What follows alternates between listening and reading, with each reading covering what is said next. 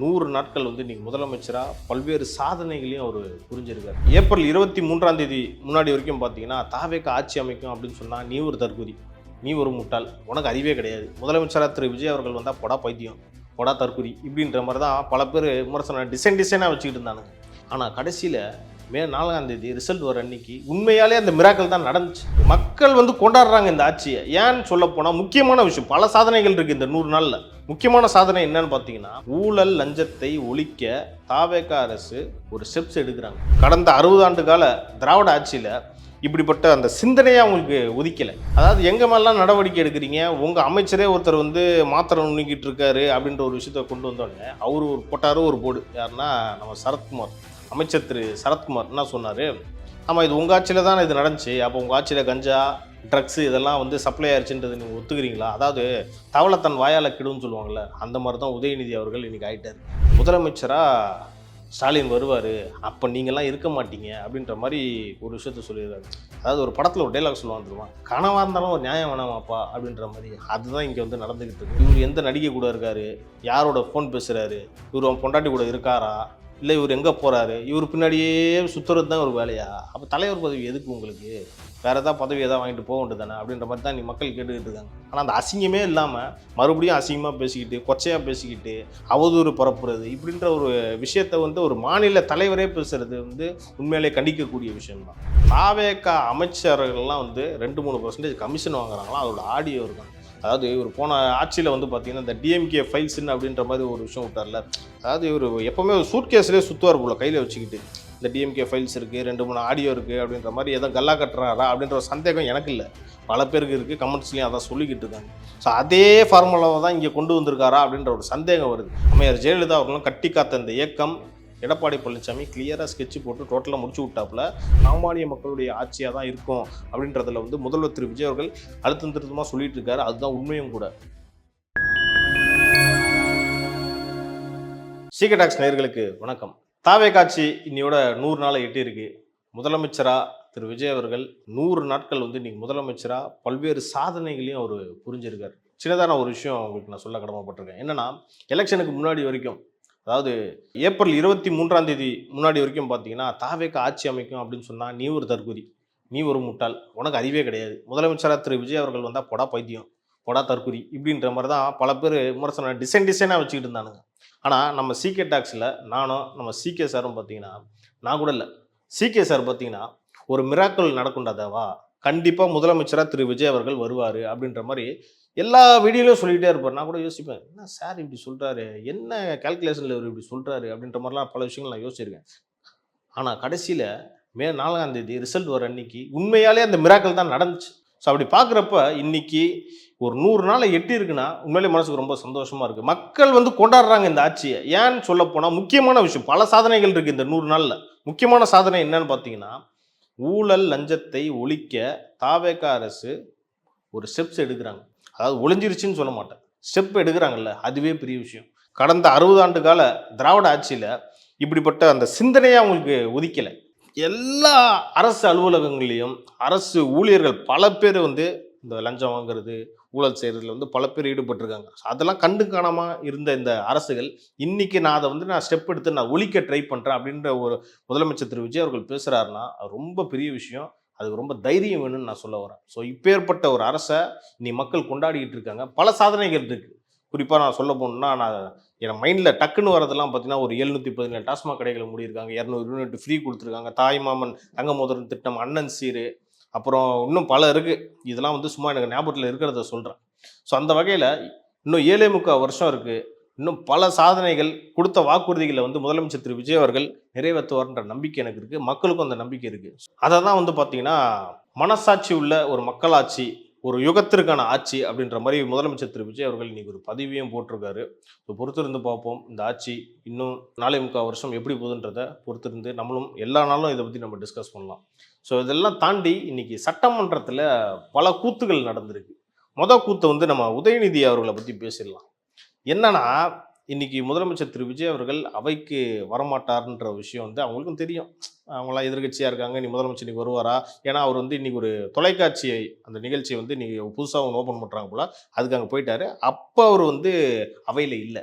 அப்ப அவங்க ஒரு விஷயத்த எதிர்க்கட்சி தலைவர் திரு உதயநிதி அவர்கள் எழுப்புறாரு. என்னன்னா, அதாவது எங்க மேலலாம் நடவடிக்கை எடுக்கிறீங்க? உங்க அமைச்சரே ஒருத்தர் வந்து மாத்திரை நுணுக்கிட்டு இருக்காரு அப்படின்ற ஒரு விஷயத்த கொண்டு வந்தோனே, அவரு ஒரு போட்டாரு ஒரு போடு. யாருன்னா, நம்ம சரத்குமார். அமைச்சர் திரு சரத்குமார் என்ன சொன்னாரு? ஆமா இது உங்க ஆட்சியில தானே இது நடந்துச்சு. அப்போ உங்க ஆட்சியில கஞ்சா, ட்ரக்ஸ் இதெல்லாம் வந்து சப்ளை ஆயிருச்சுன்றத நீங்க ஒத்துக்கிறீங்களா? அதாவது தவள தன் வாயால கெடும்னு சொல்லுவாங்கல்ல. அந்த மாரி தான் உதயநிதி அவர்கள் இன்னைக்கு ஆயிட்டாரு. பதிலுக்கு இத சமாளிக்க தெரியாம அதாவது இவங்க தான் லைவ் ஆஃப் பண்ணுன்னு சொல்ற அந்த கோஷ்டி இவங்க. ஸோ என்னன்னா லைவ் ஓடுதா இல்லையான்றதெல்லாம் இப்ப பார்க்குறது கிடையாது. நானே வந்து கேட்டு நானே அசிங்கப்பட்டுப்பேன்டா அப்படின்ற மாரி தான் இன்னைக்கு திமுக வந்து செயல்பட்டுக்கிட்டு இருக்காங்க. அதுல இன்னொரு உதாரணம் என்னன்னா, ஓபிஎஸ் அவர் வந்து கேட்குறாரு. அதாவது தாவேக அமைச்சர்கள் எல்லாம் கண்ணியமா நடந்துக்கணும் அப்படின்ற மாரி. அறநிலைத்துறை அமைச்சர் ரமேஷ் அவர்கள் என்ன சொன்னார்னா, அப்படி சொல்லிக் குடுக்குறதா இருந்தா, "அண்ணே கொஞ்சம் உங்க எதிர்க்கட்சி தலைவர், அதாவது உங்க கட்சியோட இளைஞரணி செயலாளர் இருக்கார்ல, அவருக்கு போய் சொல்லிக் குடுங்க. முதலமைச்சர் வந்து அப்படி தென்னாவட்டா இப்படி உட்காந்துக்கிட்டு இருக்காரு." அப்படின்ற மாரி ஒரு தொனியில பேசினாரு. உடனே அவங்க ஒரு அ இது குடுக்குறாங்க, எக்ஸ்ப்ளனேஷன் குடுக்குறாங்க. என்னன்னா, யாரு நம்ம நேரு ரூ. 888,00,00,000 ஊழல் வழக்கு ஒரு மாரி இருக்குல்ல, அவர் பேசுறாரு. என்ன சொல்றாருன்னா, கடந்த ஆட்சியில கூட எங்க தலைவர் தளபதி என்னன்னா, நாங்க முதலமைச்சரா உள்ள வரப்ப எதிர்க்கட்சி தலைவர், அப்போதைய எதிர்க்கட்சி தலைவர் நம்ம யாரு எடப்பாடி வெட்டினார்னா, அவர் ஏஞ்சிலாம் நிக்க மாட்டாரு அப்படின்ற மாரி ஒரு விஷயத்த சொல்றாரு. அப்பயாச்சும் எடப்பாடிக்கு கொஞ்சமாச்சும் உரைச்சு, அப்படிலாம் பேசக்கூடாதுங்க. நாங்கலாம் மாண்பெல்லாம் கடைபிடிப்போம் அப்படின்னு சொல்லலாம்ல. அவரும் அப்படியே பார்த்துக்கிட்டே இருக்காரு. அப்ப இதுலேருந்து என்ன தெரியுது? 2 பேரும் கூட்டுக்கலவாணிங்க. நீ என்னை திட்டுற மாரி திட்டு, நான் அடி வாங்குற மாரி அடி வாங்கிக்கிறேன் அப்படின்ற மாரி ஒரு டிராமாவ நடத்திட்டு இருந்திருக்காங்க. இத்தன வருஷமான்றத கிளியரா இன்னைக்கு எக்ஸ்போஸ் பண்ணி காட்டியிருக்காங்க. ஸோ இதெல்லாம் வந்து இன்னும் பல விஷயங்கள் எக்ஸ்போஸ் ஆக தான் போகுது. இன்னொரு காமெடியும் நடந்திருக்கு. என்னன்னா, கேகேஎஸ் சார் ஒரு விஷயம் சொல்லியிருக்காரு. என்னன்னா, முன்னாள் அமைச்சர் கேகேஎஸ் சார் முதலமைச்சரா ஸ்டாலின் வருவாரு. அப்ப நீங்கலாம் இருக்க மாட்டீங்க. அப்படின்ற மாரி ஒரு விஷயத்த சொல்லியிருக்காரு. அதாவது ஒரு படத்துல ஒரு டயலாக் சொல்லுவான் தெரியுமா? "கனவா இருந்தாலும் ஒரு நியாயம் வேணாமாப்பா" அப்படின்ற மாரி. அதுதான் இங்க வந்து நடந்துகிட்டு இருக்கு. திமுகவினர் இன்னைக்கு வந்து பல கனவுகள்ல அதாவது அப்துல் கலாம் வந்து கனவு காணுங்கன்னு சொல்லியிருக்காரு. அதுக்காக மூட நம்பிக்கைலாம் வேணான்னு சொல்லியிருக்காரு. திமுகவினருக்கு தான் இந்த அந்த மெசேஜ் பொருந்துன்றத நம்ம இந்த வாயிலா நம்ம தெரிவிச்சுக்கலாம். அடுத்தபடியா இன்னொரு சம்பவம் நடந்துச்சு. இதுவும் ஒரு சுவாரஸ்யமான சம்பவம் தான் சட்டமன்றத்துல. ஊழலே இல்லாத அதாவது ஊழல் வந்து சர்வசாதாரணமா ஆயிருச்சு இத்தனை வருஷமா. அத வந்து நாங்க வந்து சரி பண்ணிட்டு இருக்கோம் அப்படின்றபோது, ஆச்சு பூச்சுன்னு கத்த ஆரம்பிச்சுட்டாங்க. ஊழல்ன்ற வார்த்தைன்னு தான் சொன்னாரு அவரு. எந்த கட்சின்னு அவர் சொல்லவே இல்ல. அதே மாரி தான் ஒரு போன மாசமும் இதான் நடந்துச்சு. பார்ட்டி ஃபண்டுன்னு சொன்ன உடனே ன்னானுங்க. ஆனா கடைசியில நான் சொல்லவே இல்லையே எந்த கட்சின்ட்டு. அதுக்குள்ள ஏன்பா இந்த மாரி டிராமா பண்ணிட்டு இருக்கீங்கன்னா, அதாவது குற்றம் உள்ள நெஞ்சுக்கு தான் குறுகுறுக்குன்னுவாங்கல்ல. அது தெரியுது. இந்த ஊழலு, பார்ட்டி ஃபண்டுன்னு சொன்னா ஒரே ஆளு தான். அப்படின்ற மாரி இருக்கு. அது நான் சொல்லணும்னு அவசியம் இல்ல. அது உங்களுக்கும் தெரியும் யாருன்ட்டு. அதனால திரும்ப இப்படியே பண்ணி எக்ஸ்போஸ் ஆயிட்டே இருப்பாங்க. அதாவது இப்ப கேகேஎஸ் சார் ஒரு மூட நம்பிக்கைன்னு சொன்னேன்ல, அது கடைசி வரைக்கும் மூட நம்பிக்கையா தான் இருக்க போது. இன்னும் அடுத்தடுத்து இன்னும் பல சம்பவங்கள்லாம் வெயிட் பண்ணிட்டு இருக்கு. அதையும் நம்ம பொறுத்திருந்து பார்ப்போம். அதே மாரி இன்னொரு சம்பவம் நடந்துச்சு. அது எனக்கு ரொம்ப புடிச்சிருந்துச்சு. என்னன்னு பார்த்தீங்கன்னா, அமைச்சர் திரு ரஞ்சித் குமார் அவர்கள் வந்து முன்னாள் முதல்வர் திரு கருணாநிதி அவர்கள பத்தி ஏதோ சொல்றாரு. அதனால திமுகவினர்லாம் செம்ம கோவம் வந்துருது. கத்த ஆரம்பிச்சுடுறாங்க சட்டமன்றத்தில. ஏன் சபாநாயகரே வந்து அமைதியா இருங்கன்னு சொல்றப்ப, அவரால கண்ட்ரோல் பண்ண முடியல. ஒரு ஸ்டேஜ்க்கு அப்புறம் முதலமைச்சர் திரு விஜய் அவர்கள் எந்திரிச்சு நான் அவர் பேசினதுக்கு நான் மன்னிப்பு கேட்டுக்கிறேன் அப்படின்ற மாரி அவருடைய பண்பை காட்டுது. அவருடைய கேரக்டர காட்டுதுங்க. என்னதான் இருந்தாலும் நான் ஒரு முதலமைச்சரு. எனக்கு அந்த தலக்கணம் இருக்கணும். அந்த ஈகோ இருக்கணும். அப்படிலாம் எதுவும் இல்லாம, சரி ஓகே எங்க அமைச்சர் ஏதோ பேசிட்டாருப்பா. அவர் பதிலா இது ஒரு ஒரு ஒரு லீடர்ஷிப் குவாலிட்டின்னு நம்ம எடுத்துக்கலாம். ஒரு தலைவருக்கான ஒரு முக்கியமான குணம் இது. இந்த மாரி ஒரு குணமும் நான் யார்ட்டயுமே பார்த்ததில்ல. என்னங்க இந்த மனுஷன் இண்டிபெண்டன்ஸ் டே அந்த ஸ்பீச் குடுக்குறப்போ ஊழல ஒழிப்பேன்னு சொல்றாரு. எந்த முதலமைச்சரும் அத சொன்னதில்ல. என்னன்னா இன்னைக்கு வந்து சட்டமன்றத்தில சாரி கேட்கிறாரு. அதாவது சாரி கேட்ட உடனே அவர் வந்து தாழ்ந்து போல. மக்கள் மனசுல உயர்ந்துட்டாரு. அப்படிதான் நம்ம எடுத்துக்கணும். இந்த மாரி ஒரு முதலமைச்சர் உண்மையிலேயே இன்னைக்கு அவர் பதிவு போட்ட மாரி இந்த ஒரு யுகத்திற்கான ஆட்சின்றார்ல, இவர் வந்து ஒரு யுகத்திற்கான முதல்வர் அப்படின்ற மாரி தான் நம்ம எடுத்துக்கணும். அதே மாரி இவருடைய அடுத்தடுத்து செயல்பாடுகள் எப்படி இருக்குன்றத நம்ம பொறுத்திருந்து சட்டமன்றத்தில பல விஷயங்கள் நடக்கப்போகுது. அப்ப நம்ம பொறுத்திருந்து பார்ப்போம். இப்பேற்பட்ட நம்ம முதலமைச்சர ஒரு 2 நாட்கள் முன்னாடி பாஜகவின் மாநில தலைவர் திரு நயினார் நாகேந்திரன் அவர்கள் ஒரு தரக்குறைவான வார்த்தையில அப்படி பேசியிருக்காரு. ஓகே. இவருக்கு வந்து கட்சியில அவன் சார சாரையா பிச்சுக்கிட்டு போறானுங்க. அண்ணாமலை அவர வந்து கொத்து கொத்தா தூக்கிட்டு போயிட்டு இருக்காரு. அத பத்திலாம் கவலை கிடையாது. அதாவது இவரு எந்த நடிகை கூட இருக்காரு? யாரோட ஃபோன் பேசுறாரு? இவரு அவன் பொண்டாட்டி கூட இருக்காரா? இல்லை இவர் எங்கே போகிறாரு, இவர் பின்னாடியே சுற்றுறது தான் ஒரு வேலையா? அப்போ தலைவர் பதவி எதுக்கு உங்களுக்கு?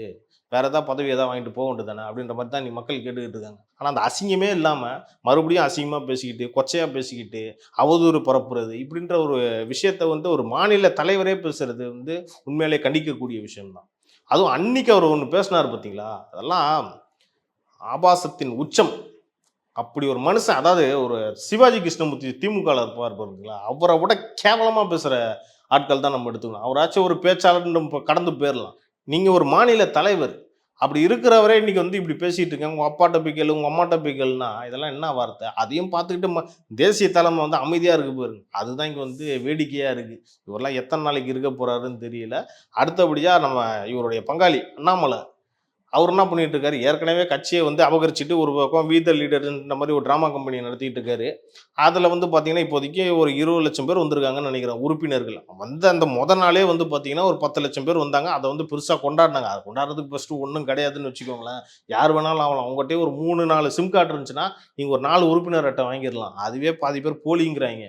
இதில் வந்து 50,000 பேர் வந்ததுக்கு அப்புறம் தான் இவர் வந்து கட்சி தொடங்க போகிறாங்க. என்னைக்கு அது வந்து சாத்தியமாக தெரில. அது ஒரு பக்கம் இருக்கட்டும். அது நமக்கு தேவையும் இல்லைன்னு எடுத்துக்கலாமே. இப்போ அவர் என்ன சொல்கிறாருன்னா, தாவேகா அமைச்சர்கள்லாம் வந்து 2-3% கமிஷன் வாங்குறாங்களாம். அதோட ஆடியோ இருக்கும்.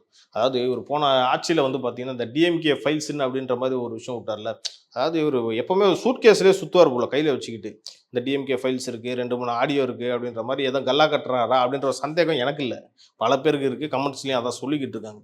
ஸோ அதே ஃபார்முலாவை தான் இங்கே கொண்டு வந்திருக்காரா அப்படின்ற ஒரு சந்தேகம் வருது. அண்ணாமலை அவர்களே உங்கள்கிட்ட வந்து ஒரு ஆதாரம் இருக்கா? நீங்க குடுத்துருங்க. நீங்க தான் பெரிய தலைவராச்சே. உங்க பேச்சுக்கு வந்து பெரிய ஒரு மவுஸ் இருக்குன்றாங்கல்ல. நீங்க குடுத்துருங்க. குடுத்ததுக்கப்புறம் நீங்க ப்ரூவ் பண்ணுங்க. நேத்து அன்னைக்கு போன வாரம் கூட அமைச்சர் புஷி ஆனந்த் சொல்லியிருப்பார்ல, அதெல்லாம் போன ஆட்சியா இருக்கும். உங்க பீரியட்ல இருக்கும். என்கிட்ட இருக்கணும்னா நீங்க ஆதாரத்த குடுங்க அப்படின்ற மாரி ஒரு தொனியில பேசினார் தெரியுமா? அதே தொனி தான் இப்ப நம்ம அண்ணாமலைக்கும் சொல்லிக்கிறோம்.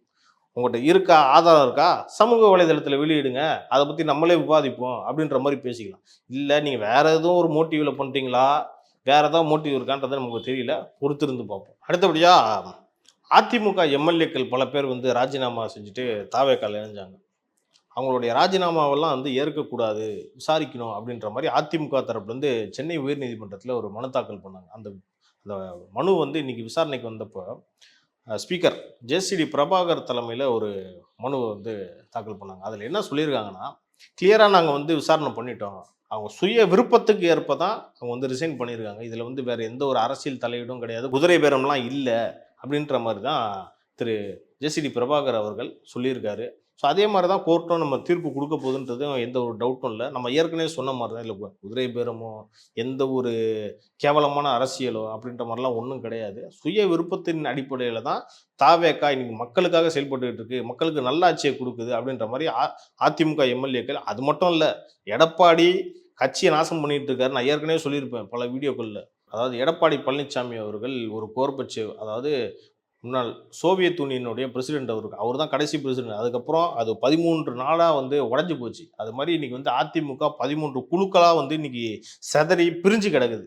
அதனால தான் அவருடைய செயல்பாடுகள் பிடிக்கல. சமீபத்தில் கூட எஸ்பி வேலுமணியும் சண்முகம்லாம் வந்து கழுவி கழுவி ஊற்றிருப்பாங்க. அப்போ கூட அவருக்கு வந்து பெருசாக உரைக்கல போல.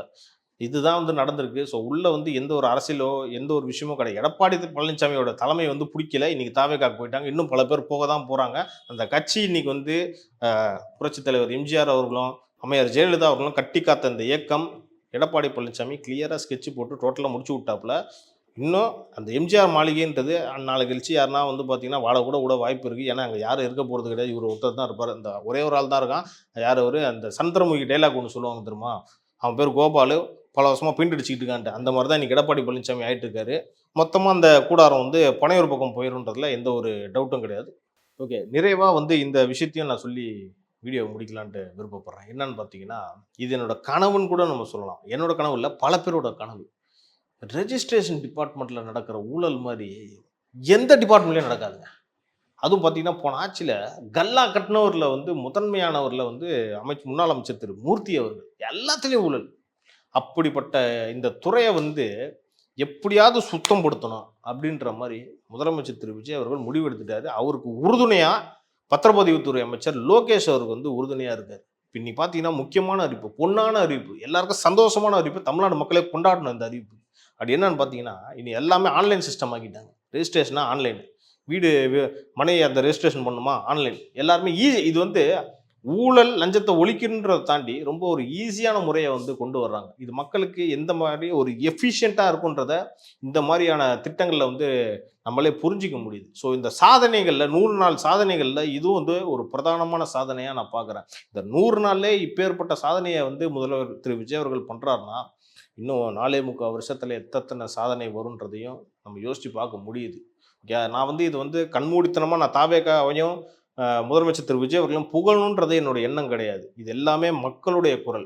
மக்கள் மனசுல என்ன நினைக்கிறாங்கன்றத அவங்க வெளியில சொல்றாங்கல்ல, அத தான் நான் உங்க முன்னாடி நான் வீடியோல நான் வந்து பேசிட்டு இருக்கேன். நீங்களும் அத கண்கூடா பார்த்துட்டு இருக்கீங்கன்றதும் எனக்கு தெரியும். ஸோ இப்பேற்பட்ட அரசுக்கு நம்ம வந்து நீங்க உறுதுணையா இருக்கணுன்றது தான் என்னுடைய கருத்தா இருக்கு. இது என்னுடைய உங்களுடைய சாமானிய மக்களுடைய ஆட்சியா தான் இருக்கும் அப்படின்றதுல வந்து முதல்வர் திரு விஜய் அவர்கள் அழுத்தம் திருத்தமா சொல்லிட்டு இருக்காரு. அதுதான் உண்மையும் கூட. ஸோ அடுத்தடுத்து என்னென்ன நடக்கும்? என்னென்ன அரசியல் நகர்வுகள் இருக்குன்றத பொறுத்திருந்து பார்ப்போம். நன்றி.